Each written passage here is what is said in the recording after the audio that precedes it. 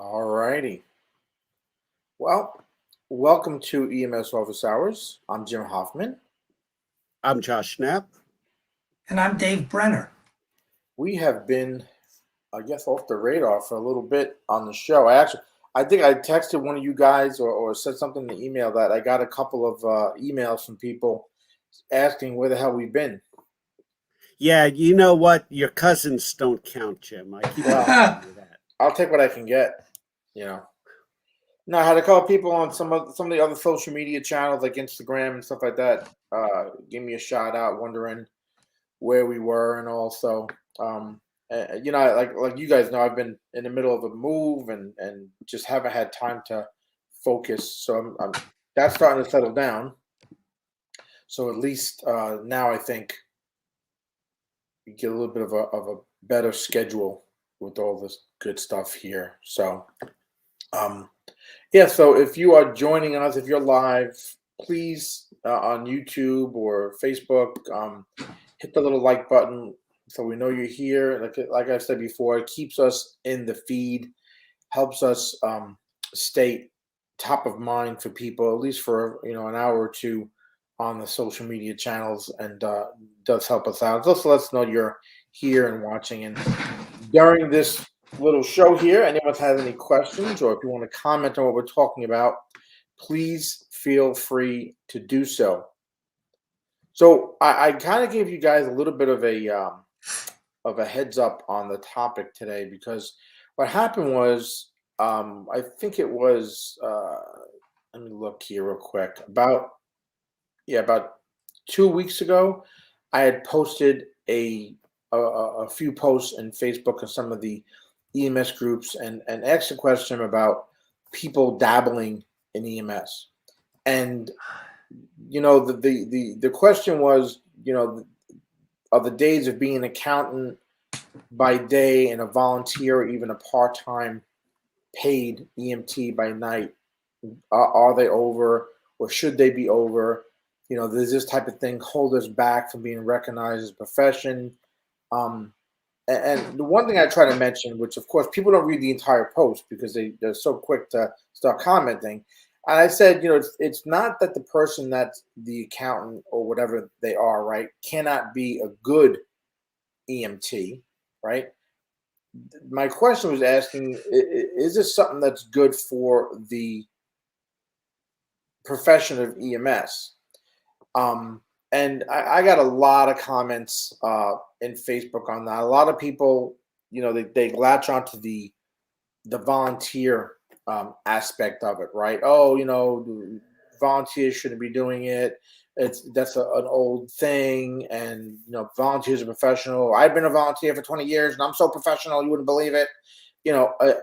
Kind of missing, I guess, the discussion or the point that I was trying to get out there. And the reason why I think I made this post originally, because somebody was on one of the Facebook groups and was asking, I'm going to go it was some kind of really crazy, job.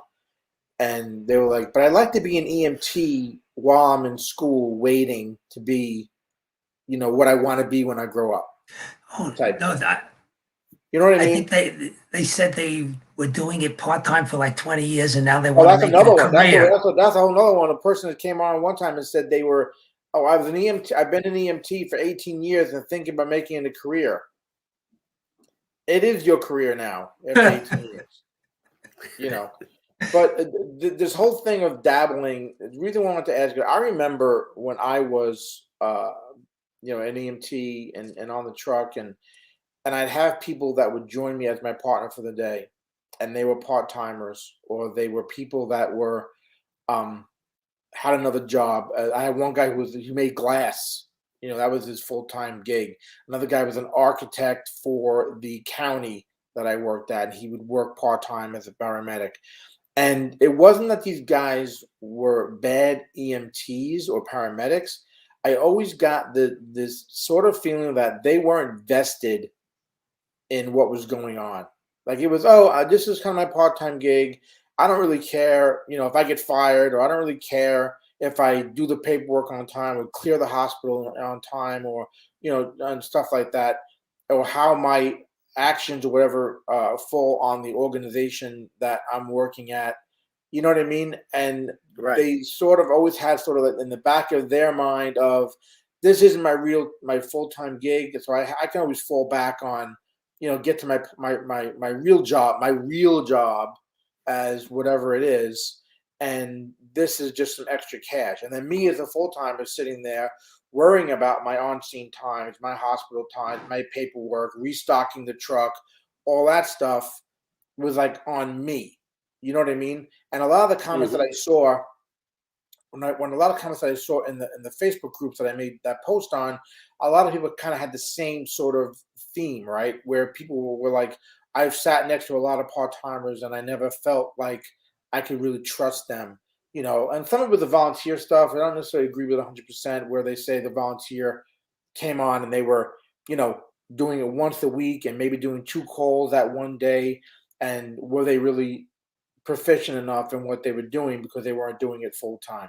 I guess that's kind of another argument to make as well, even within this sort of question too. So I'm wondering if you guys have that experience with other people, or what you guys think as far as,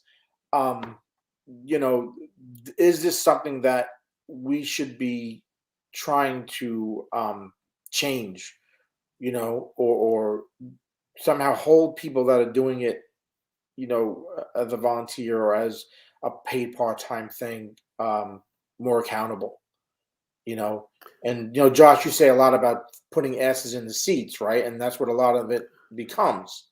So I'm just wondering where you guys are kind of, I was just thinking, Jim, the other side of the, look, the country has a long history of volunteerism, and it's a good one. And it's a positive aspect of our society, right? But we're dealing with a couple of different aspects that sort of clash in a way. One is that quote unquote part-time. Oh, you're a volunteer, you don't do this all the time or anything else. But anybody who's worked in EMS for any period of time or at a full-time job has dealt with the part-time syndrome in the per diem. I mean, how many of us have been on the bus and everything is nowhere where it's supposed to be because the guy who works once a month jumped on the bus and took it under his own, steam to say, oh, no, this is where the non-rebreathers go. This is where the drug bag goes. And they change everything around. And it's like, you're not on the bus. What the hell? Don't touch anything. Wait a minute. That never happens full-time at a full-timer. Is that what you're telling me? You never came on after 2 full-time guys were on the rig, and you run in your first job, and you say, "Where the hell is this stuff?" And clearly the full-timers repositioned it or failed to replenish it. I think when you pick on we can pick on people who fail to do their jobs, which includes replenishing and putting things where they belong and not making independent decisions. But the paid, unpaid, full-time, part-time capacity is irrelevant there. Do what you're supposed to do. Let's not. I think. If you're going to complain that I feel it'd be relevant as far as the qualifications, right? My argument is sort of like Josh is saying, that the people that are doing it part-time or that are doing it, as a volunteer, whatever, that they're thinking, I'm just here, I'm going to do some patient care, I'm going to get paid, I'm going to, stick some needles in somebody, maybe do a cool trauma job, and then have something to talk about, and that's the end of it. Then I'm thinking, like Josh is saying, right, that I shouldn't really be messing around with bags and changing things around in the truck. I should be more concerned about some of the operational stuff that goes on, during the shift. Like this. I think you're misguided. I think no, it's not that I don't like it. I think you're misguided. I think you attribute to the full-time paid professional, the full-time paid EMS person, a level of professionalism that is not across the board. It is not. It is not. I've worked with many full-time paid paramedics who I wouldn't trust to give me a flu shot. Sure. I wouldn't trust them to aspirate a blister on the bottom of my foot. Well, Jay, I've met doctors like that too. The 12-week courses that you do, right? How many times do you? I'm sure I see it on Facebook. I've seen it in other CMEs that I've been in, where you put up an EKG and they don't know basic, P waves or QRS complexes and stuff like that. And like you said, people that do it full time that are lacking, right? And I guess this is kind of that's hard. A separate thing, though, guys. Right, we should not really dive into that part of it, because there are guys that are going to go show you the EKG strip and it's upside down, and the first thing you do is you look at them, you turn it around, and then say, "Okay, now what are you seeing?" But we're not talking about those guys. We're sort of talking about the right and responsibility and ownership of how things are working. And generally speaking, when I was on the bus full time, what I looked at was, working with the crew before. There was a core crew. There were the guys who we knew were always on the bus, and we came to an agreement between us all of where we keep the epinephrine, where we keep the non-rebreathers, where we keep the tube kit, what blade is sitting there in the laryngoscope handle ready to snap open first. And we we agreed on it. We kept it that way. 4MAC. Am I right? Was it a 4MAC? It's always a 4MAC. That's right? The only thing in the bag. Wait, there's others? It's an infant. You're using a 4MAC. Come on. I've seen it. Okay. Let's not even go into what we've seen. But that keeps the bus functioning, right? That keeps us running. That keeps the checkout quicker. That keeps the job smoother, because you can literally, I've worked on jobs where we walk into an apartment, and I still remember, me going to put down a bag, and my partner looking and saying, "Don't put the bag on the floor." And I'm like, "Well, what are you talking about? How do we act?" She said, "Just hold it," because you look at the walls, and the walls are just crawling with vermin. So, there's that aspect where you can reach over your back, just unzip a pocket and pull out the instrument you need. So that's a smooth job. That's where everybody knows where everything is. When you go and do that and everything's changed, or the two bags at the bottom, or the drug bag's not even in the drug bag, the insert's not even in the drug bag, that's not a good thing. What happens when that occurs and there were no part-timers to blame? Well, no dabblers to blame. Okay, I think we are way off course on the topic. So bring us back. Well, I'm just. Am I right? Are we off course? I mean, I think we're no longer talking about dabbling. We're talking about incompetence. Incompetence shouldn't be tolerated anywhere. And I do want to bring stuff up in almost every field. Listen, you guys know the first part of my career, well, all of my career was primarily in education. We had substitute teachers. We had teachers that drove taxi cabs at night. We had teachers that worked in the butcher's store because they weren't making enough money. And did the butcher say, "I don't want you dabbling in my butcher store"? You think. Well, I think like you said, I think this guy, Mike, who he's been writing a couple of times. I think, Mike, you're hitting it right on the head. A professional doing a professional job, doing all the right stuff, paid, unpaid, full-time, part-time, is the person I want when I'm the patient or my family is the patient. That's what I want. I want a person who knows what they're doing, is invested in what they're doing. And for everybody else out there, I am a career volunteer. Just so we know where the lines are drawn. I've been a volunteer. I know. Oh my gosh. I've been a volunteer since I got my EMT and ALS in 1979. I got my medic, the first medic class they had in my county. That was very early 90s. So I'm doing it a long time. I don't do it casually. I work alongside paid folk, and I feel bad for. I feel bad. You're an instructor in EMS as well. I am. I train people who do it full time. Yes, you do.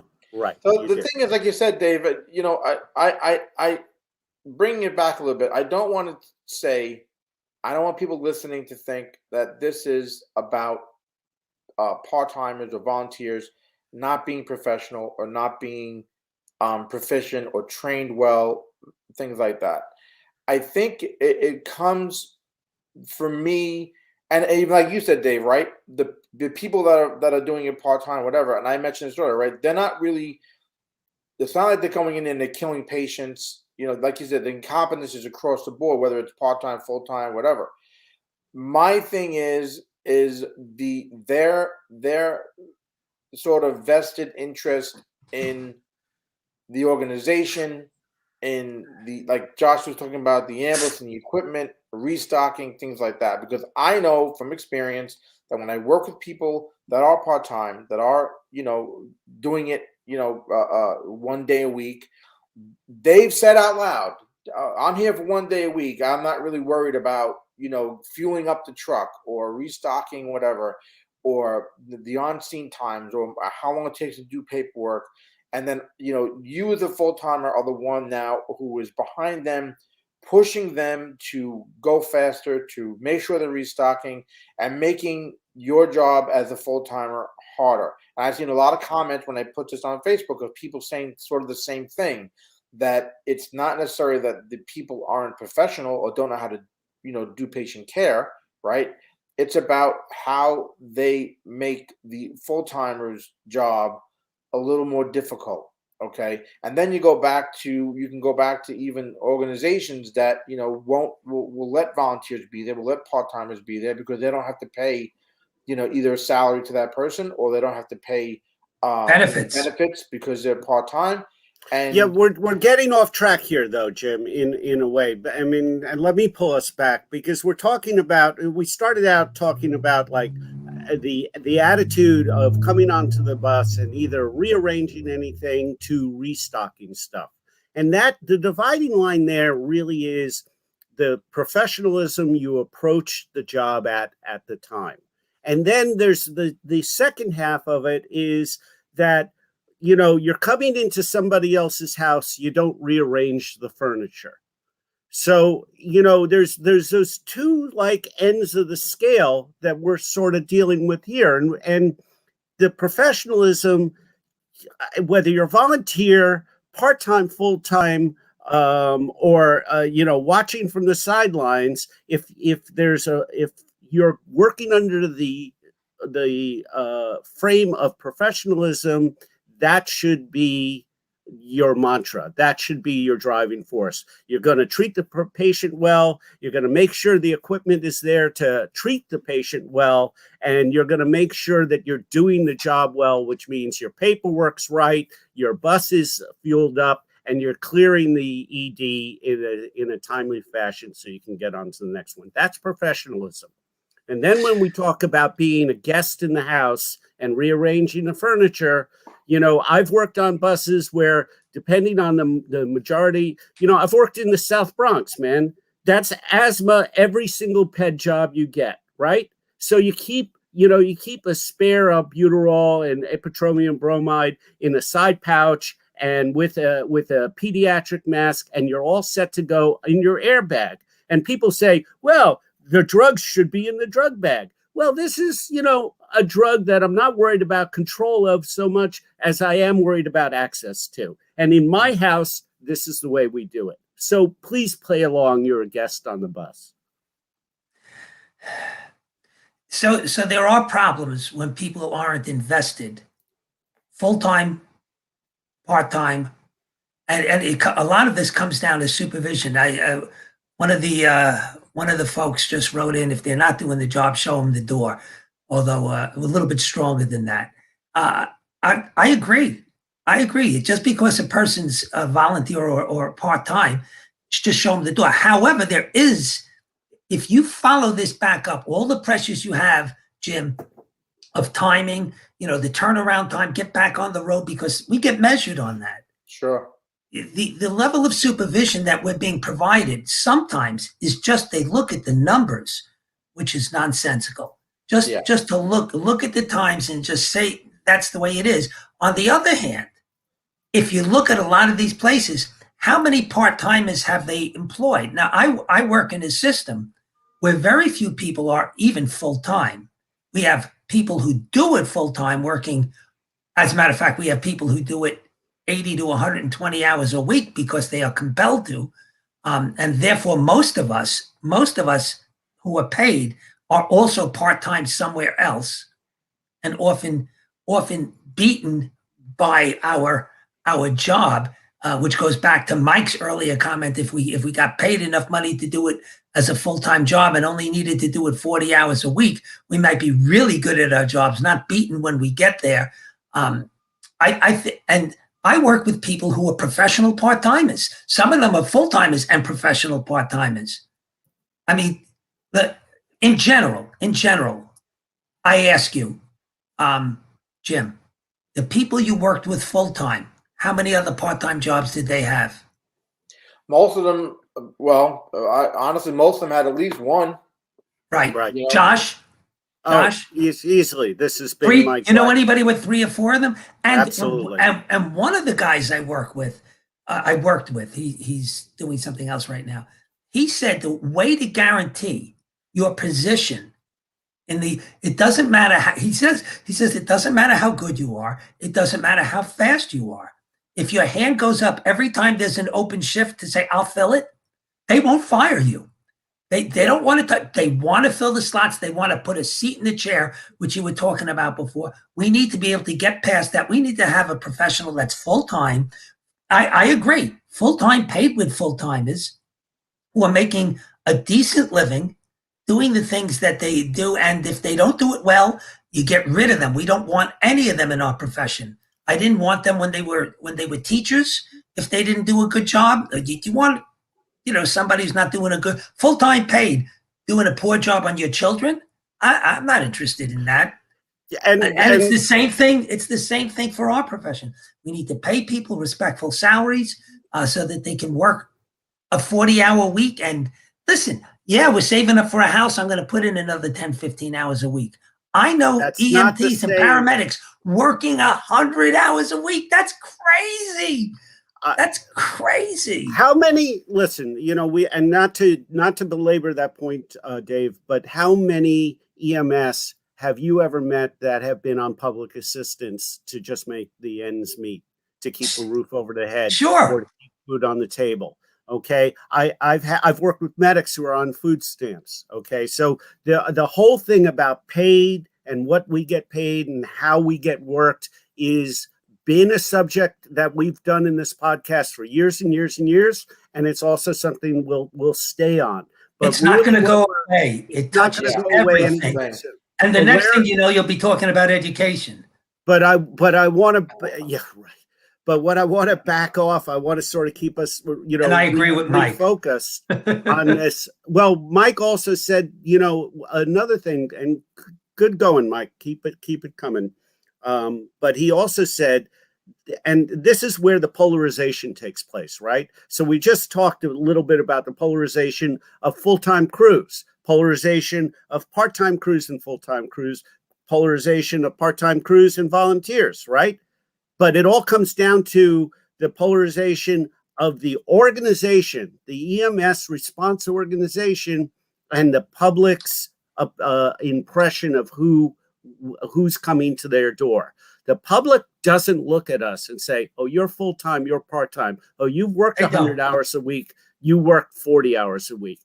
They don't care. They're looking at it as, you're here to help me with my emergency. You're a trained professional. Right. You're going to have the answers, and you're going to take care of me. And that's what they want. And that's what they want. And we know from behind the scenes the variance in what actually gets delivered to their doorstep. How much better would you have been if they had taken your salary and increased it by 50%? What would that have done to your dedication and lifestyle if your base salary was increased by 50%? To my dedication, it wouldn't have changed a thing. Would it have changed your distractions? To my lifestyle, it would have changed everything. And to be honest with you, and your ability to focus on the patient in front of you. There's a flip side, because it becomes your only job.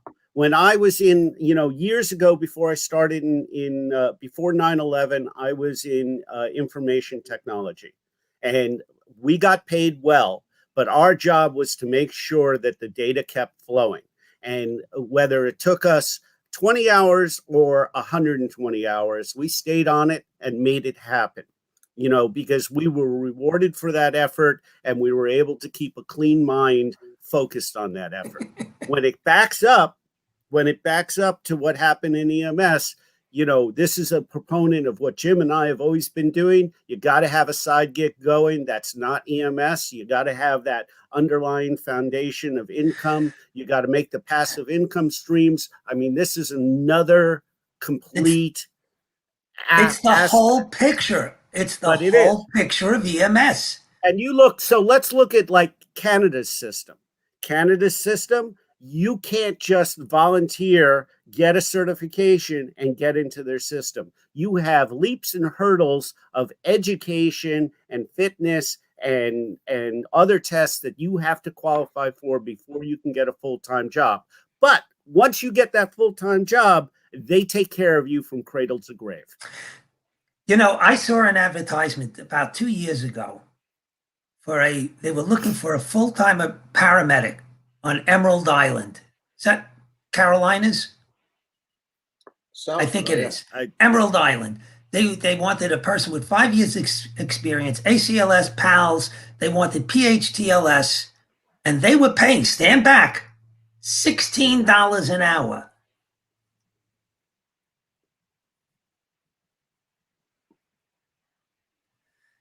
It's that's crazy. It's crazy. Well, listen, it is. I've seen many job postings that they go on and on about all the responsibilities and all the training you have to do to get into the job, and then they give you the salary, and you're like, what? It's like, listen, everybody's, and I don't want to get into politics because I know Jim doesn't want me to, and I won't, but everybody's going crazy about the $15 an hour idea. And how can you impose that? Some businesses can't pay it, blah, blah, blah. And then the flip side is, EMS goes, well, I don't think a burger flipper should get as much as me. I am specially trained. They're just flipping burgers. And to that answer, I say, you're absolutely right. A burger flipper shouldn't get as much as you. But to suppress the burger flippers' wages so they can't make a living wage at 40 hours is the crime. We should then push up what EMS is making for the training and the dedication and the danger of our job. It's not an equality thing pushing down. It's I think people just comparing that. We're going to end up going down the wrong rabbit hole in a minute. Okay. So I'll back off that. It's very hard with Josh, Dave, to not go there. No, but listen, guys, like I said, and people that are commenting, I appreciate your comments, guys. Please hit that like button for me if you're watching this, whether it's on Facebook or YouTube or whatever. But I think we're in agreement for the most part that you can be professional, you can be a good provider, whether you're part-time or full-time or a volunteer. I think it comes into this, I guess, maybe more of a culture of caring about the job and not thinking that EMS is just a step to something else, or that, because I'm not getting, like Dave was talking about before, I'm not getting paid enough, so I'm not going to care as much type thing. I didn't want to make it sound like that, but. Well, you're talking about having 50% more of a salary. Would that change things? That would stop people from having to work 100 hours a week. And I Right. think Dave's point is a level of distraction and a level of exhaustion that, you know, getting Sure. paid a better salary so you can turn down that extra work and do something that recharges your batteries instead is more important. I mean, I've had people that I work with that were full time, you know, with the agency I was at, and they worked, you know, three other per diem jobs, but they were hungry and they would never say no to a shift. And the whole shift they work with me, they're like, oh, after this I have to go work XYZ, you know, hospital. Then I'm going back to another hospital, and then you're saying to you, my God, you're working like almost, you know, 36 hours, 48 hours in a row, you know, on the truck. And then That's not right. And then you get to that point where, all right, well, how much are you paying attention, you know, to other things that are going on in that thing? I think there's a level too, guys, where you've got the people that are the accountant or the electrician or the car repair guy who is an EMT on the side or volunteer EMT on the side, and then that argument of them not being vested in an organization or vested in what's going on operationally during the course of the shift, like Josh talked about, you know, stocking the ambulance and moving things around, stuff like that, versus the people who are full-time EMTs or paramedics getting paid full-time and then having to work part-time to make ends meet. And then that issue of, maybe they're not vested there either because they're part-time. It overlaps. Yeah. But the problem is that something thing that I will say that for me, a lot of people that were paramedics or EMTs full-time someplace else and worked part-time at my agency, although they were only part-time, I didn't really have issues with them with the operational end of it. You know, scene times, doing paperwork, restocking trucks, stuff like that, because they always sort of had in the back of their mind that, hey, one day I might need to work here full time. So I don't want to kind of burn that bridge or get a reputation of being someone who half-asses things because I might need a full-time job at that organization, you know, in the future.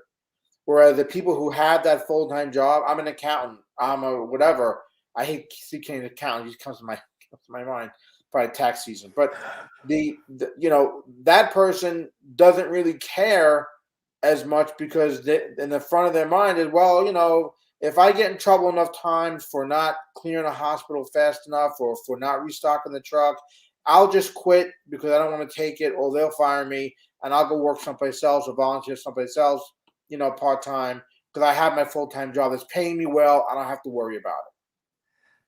Well, you know what? It's nice to be able to have integrity. You know, when somebody doesn't own you outright, I don't think that we should be looking at them doing that's awesome. I don't think we should be looking at them doing less. I'm going to tell you, when I go on the ambulance, I don't go on to do less. Right. I don't go on to do less. I go on to do the whole job. Cleaning. I lift, although I have a funny story about lifting.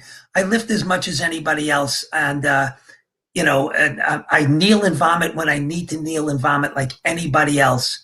I do the dirty work. I restock when it's done, and I get angry when people haven't restocked and I'm on an ambulance, and I go to an empty drawer or there's no, you know, 20s or 18s.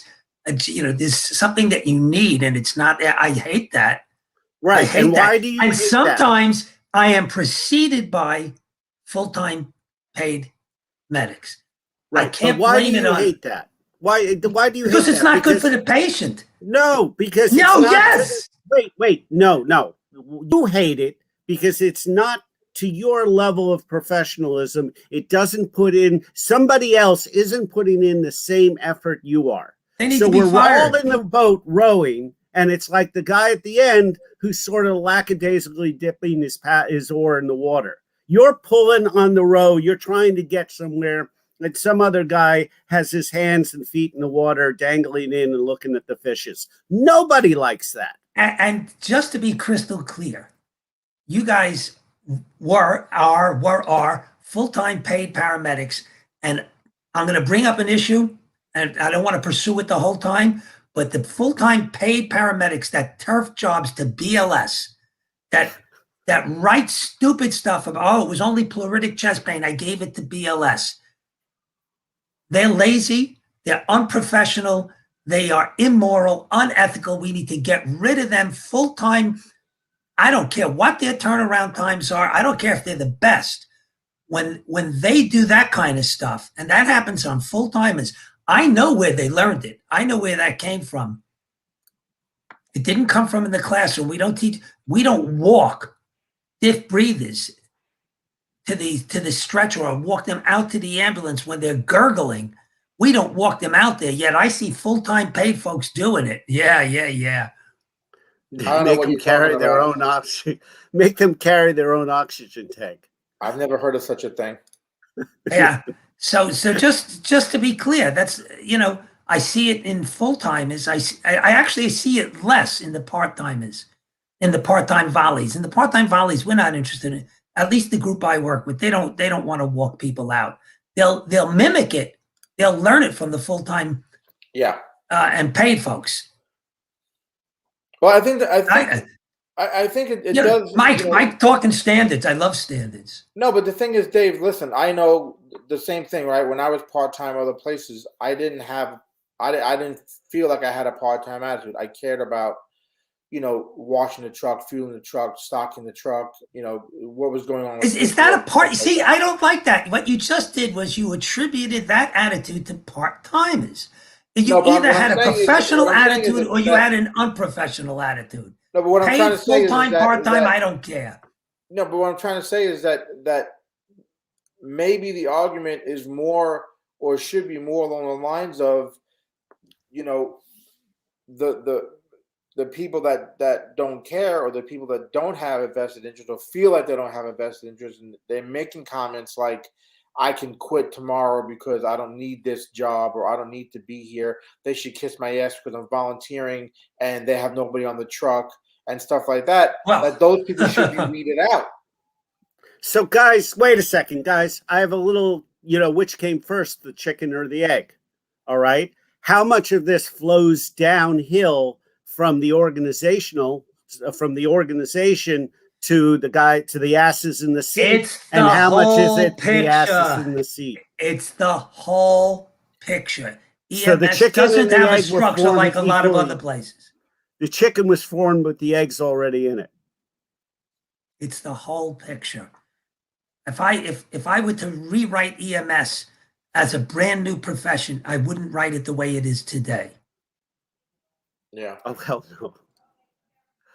Isn't that now that I almost could say is a universal sentiment of everybody that's ever had a stethoscope around their neck and sat in an ambulance, that they would rewrite how EMS works. It's your broker. You can quit your EMS job now, Josh. God. Don't even get me started. Yes, and we have, what came first, the chicken or the egg? Jim Hoffman and at Turbo Medic. What else? Yes, Jim. Yeah, okay. Thanks, Jim. Thank you for adding seriousness to this conversation, because our loyal fans who tune in for some, proper discourse. I have to break it up. This is what happens when you give EMS toys. Has to come on and straighten things out. I might bring Mr. Pickle on whenever you start talking politics. Right. I didn't talk politics, so shut up. No, listen, guys, I think I don't want to go on and on. Mike is asking, are some people doing this for the wrong reason? And I have to ask Mike, what are the wrong reasons to subject yourself to EMS? I mean, really, that's not cash. Cash. There are easier ways to make cash. There are easier ways to make cash, but for many folks, and I work in a place where we actually look at EMS as a way of getting people off of public assistance. We work really hard to get them jobs that can lead to full-time positions so they can have their own health care. And why is that? Because there's a big vacuum within EMS for people. They're always short of people. Why is that? Why do we have such high attrition in EMS? Why is that? Why? Jim? Oh, pickle man? It's absolutely the money. Absolutely the money does that. If we were getting paid, I don't think it's only. Oh no, I disagree. We would have more people trying to get in. That you work for, but I think if we go back to the thing of not letting people come in part time and not just hiring people to put butts in the seat, then you'll have people that kind of value the job, value the salary, and then organizations that will value people that are going through all this training, that are professional, that do want to do the job and aren't there as a part-timer, aren't there to dabble like we talked about in the very beginning of the show. And I think you'll get more people who will stay longer because they'll feel more valued. They'll feel, and not just because of the pay, but because the organization will value them and do things to show that they're being valued. I mean, you have organizations that'll bang the drum constantly about how much they value their employees, but then they do things that show the exact that opposite, they don't. That they don't. So it's hard, and I think like Dave was talking about, this is like a kind of a whole thing, EMS wise. You know what I mean? You can come at this from 100 different angles to try to kind of bring the points that we're trying to make today, to the forefront. And I saw that when I put the posts on Facebook, and it wasn't just everyone saying, yeah, you're right. No, people had different points of view coming from different angles, whether it was pay, whether it was volunteer versus paid, whether it was higher pay, whether it was, doing away with part-timers altogether, all different angles that you can come at it. And never mind the other things you can come at it with. We talked about, Dave, education and minimum wages and things like that. So you can go on and on getting different points of view on this. And again, we've talked about this before. There's no answers on this show. We don't have the answers here. We're just trying. I try to bring the discussion. Hopefully other people are discussing this and bring it out with their partners down the line. They talk about it with their coworkers and maybe someone's part-time listening to this that kind of half-asses a little bit. Last time they were on the truck and they didn't restock or they didn't, refuel. And maybe this show will kind of remind them, that's part of the job that they're responsible for when they are at whatever agency, whether it's paid or volunteer, and maybe if that's something they can, if I could just reach one part-timer. And some full-timers who are doing a lousy job. And that's the thing, right? And that's a whole other thing, right? That's the thing too. You can get friggin' full-timers who have the same exact attitude of, I'm not going to listen. I knew part-timers that were full-time someplace else doing something else altogether. Check out that message. They weren't worried about it. One thing I will say, and I don't know. I don't want to go off on another track. That's a great line. Oh man, I love this. That's why I wanted to put it up there. Thanks, Mike. But one person had talked about, we talked about volunteer and about being professional and stuff like that, and I just want to address it because people talk about how there's volunteer firefighters, that National Guard is volunteer, that there's the Coast Guard have volunteers. There's lots of other volunteer areas where the responsibility is really high, up there, and they don't seem to have that sort of professional sort of issue. But they might, and we just don't see it because we're in EMS. I mean, so is this a job of filtering? Is this a job of that we need to be? But then that goes against the aspect of we need asses in seats, and we don't have enough people to fill the job. So we filter down the people coming in even more. And then you're going to find out why we don't get paid like nurses. And then we'll go right back to that discussion. And we don't have time to do that. Dave, you know exactly how I feel about the whole juxtaposition between EMS and nursing. Yeah. I mean, we've tried to do stuff about it. Yeah, that's a whole nother thing to kind of tackle. We have to do another. Maybe one day. Yeah, another time on that. So listen, guys, let's end it there. I really appreciate everybody popping in the chat and making some comments and giving us some likes. Please hit that like button. BBB, this is live. Yeah, it really does. It really does help. When you hit that like button, like I said, it keeps it up in the feeds and stuff, and in the chats, and kind of helps the rankings in the social media thing as well. But I think, that just to kind of end it is talking about,